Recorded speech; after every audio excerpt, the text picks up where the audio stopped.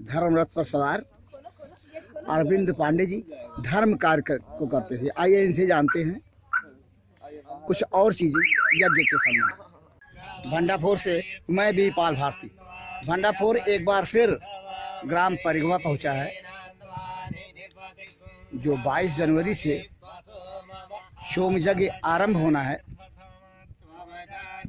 उसकी पड़ताल करने और उस कार्यक्रम की रूपरेखा को जानने समय हमारे पीछे जो वेद मंत्र ध्वनि सुनाई दे रही है, वेद पाठी छात्रों के द्वारा,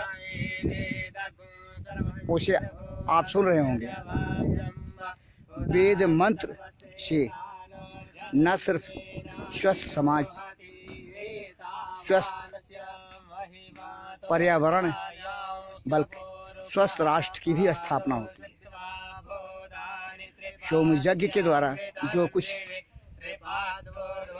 यहाँ के पंडित अरविंद पांडे जी ने करने कराने को ठान रखी है, आइए कार्यक्रम की रूपरेखा को उनसे जानते हैं। धर्म रथ पर सवार अरविंद पांडे जी धर्म कार्य को करते थे। आइए इनसे जानते हैं कुछ और चीजें यज्ञ के संबंध। उत्तर प्रदेश में विधानसभा चुनाव को जो जमघट है वो एक तरफ है, और जनपद सिद्धार्थनगर ये परिगवा गांव के सोम सरोवर पे जो जमघट है, जो जमावड़ा है सोम यज्ञ को लेकर के, वो एक तरफ है। समय बीतने के साथ साथ यहाँ पे शांतों का जमावड़ा होने लगा है। जो हलचल है भंडाफोर अपने कैमरे में कैद कर रहा है ताकि सनद रहे। परिगवा गांव का ये सोम सरोवर, जहाँ पे 22 जनवरी से सोम यज्ञ होना है,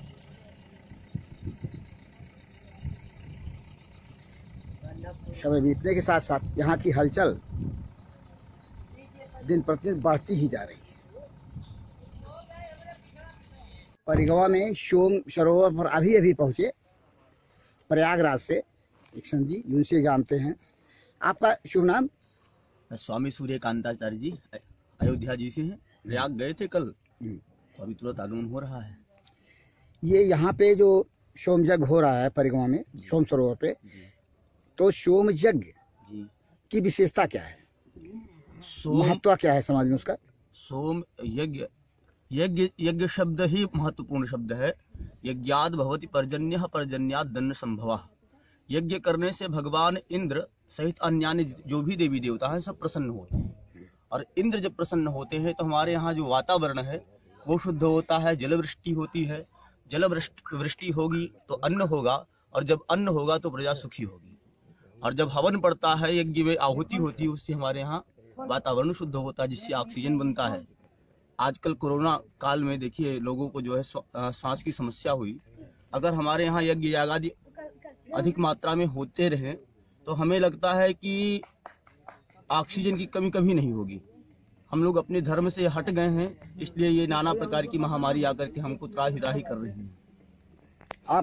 आप युवा हैं जी और संत हैं जी।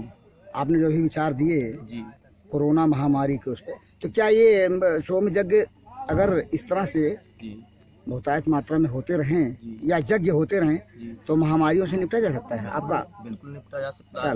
देखिए यज्ञ करने मात्र से ही नहीं महामारी से निपटा जा सकता है। यज्ञ में जो संत महात्मा आएंगे, उनको सुने और धर्म में जो कहा गया उसका आचरण करे तो महामारी बिल्कुल नहीं आएगी, कभी नहीं आएगी। तो ये माना जाए कि जो सनातन धर्म में यज्ञों का महत्व है उसको अपना करके और उसके अनुसार अनुपालन करके महामारियों से निजात पाया जा सकता है। बिल्कुल। आपने सुना अरविंद पांडे जी से ही नहीं बल्कि और लोगों से यज्ञ की विशेषता और यज्ञ की रूपरेखा के संबंध में। आइए यहाँ के एक वेद पाठी छात्र से वेद के संबंध में जानते हैं। वेद क्या कहता है और वेद की विशेषता क्या है, कुछ वेद की श्रुतियाँ, श्लोक। ब्रह्मचारी के बारे में हम सुनते आ रहे हैं, हमारे बीच में एक ब्रह्मचारी लड़का खड़ा है। क्या नाम पड़ेगा आपका? जी श्री जय शिवनारायण राघव कुमार चौबे। राघव कुमार जी, आप ब्रह्मचारी हैं। जी। ब्रह्मचारी की क्या विशेषता होती है? ब्रह्मचारी पालन करने के लिए क्या क्या करना होता है? ब्रह्मचारी की बहुत सारी विशेषताएं हैं, जैसे मतलब कोई ब्रह्मचारी चप्पल धारण नहीं कर सकता। अच्छा, आप चप्पल नहीं नहीं, पहनते? मैं चप्पल नहीं पहनता। अच्छा, चाहे ठंडी गर्मी बरसात कुछ भी हो, कुछ भी चप्पल नहीं चप्पल पहनेंगे। नहीं पहन सकते हम लोग। और क्या नई चीज आप कर सकते जो हैं? मैथुन वर्जित है, हाँ, टी शर्ट पहनना वर्जित है, हाँ। किसी लड़कियों को या किसी को अपने गलत नजर से देखना वर्जित है, ये सब वर्जित है। इसका कब तक आप पालन करेंगे ब्रह्मचर्य व्रत का? 12 साल तक। 12 साल तक मतलब आप ब्रह्मचर्य व्रत का पालन जी। करेंगे। हमारे साथ और भी वेद पाठी बच्चे हैं, उनसे वेद पाठ कराते हैं। हाँ, जरा आप लोग वेद की कोई श्लोक पढ़िए। ओम श्री गणेशाय नमः, श्री सरस्वत्यै नमः, श्री गुरुचरण कमलेभ्यो नमः, श्री वेद पुरुषाय नमः। ओम हरि ओम गणानान्वा गणपतिगुं हवामहे, प्रियाणान्वा प्रियपतिगुं हवामहे, निधीनान्वा निधिपतिगुं हवामहे। वसो मम आहमजानि गर्भधमात्वमजासि गर्भधम् समिधाग्निन्दुवस्यतघृतैर्बोधयतातिथिम् अस्मिन् हव्याजुहोतन सुसमिद्धाय सोचिके घृतन्ते परञ्जुहोतन मे जातवेदसे।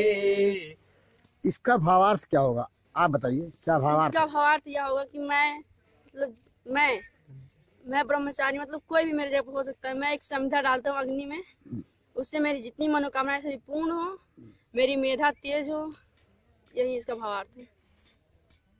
आपने सुना वेद पाठी बच्चों को, उनसे वेद पाठ। कुल मिला करके जनपद सिद्धार्थ नगर के फरिगवा में इन दिनों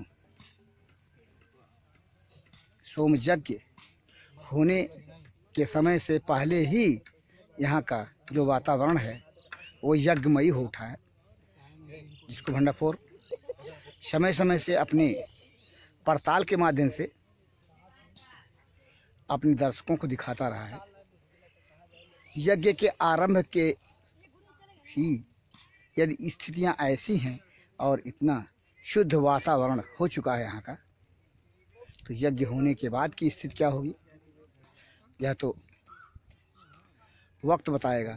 लेकिन जो स्थिति है आज, उस स्थिति की शुद्धता को अभी भंडाफोर के साथ ही एक विद्वान जो प्रयागराज से आए थे, उन्होंने दावा किया कि यदि यज्ञ को सही तरीके से समाज में यदा कदा समय से किया जाता रहे तो फिर कोरोना जैसी महामारियों से भी निपटा जा सकता है। यदि यह सत्य है तो जरूरत आज इस बात की है कि यज्ञों को अनवरत रूप से किया जाए। यज्ञों की तरफ आने वाली सरकारों को भी ध्यान देना होगा, जो सरकारें हैं उनको भी ध्यान देना होगा। और ऐसी महामारियों से यदि यज्ञ हमें निजात दिला सकता है तो क्यों ना हम यज्ञ को करते कराते रहे, जिससे समाज हित, राष्ट्र हित और जनहित होगा, निश्चित होगा। यह जो लोग दावा कर रहे हैं उनके दावों को यदि सत्य माने तो स्वस्थ राष्ट्र, स्वस्थ समाज निश्चित रूप से पल्लवित, पुष्पित और स्वास्थ्य वर्धित होगा।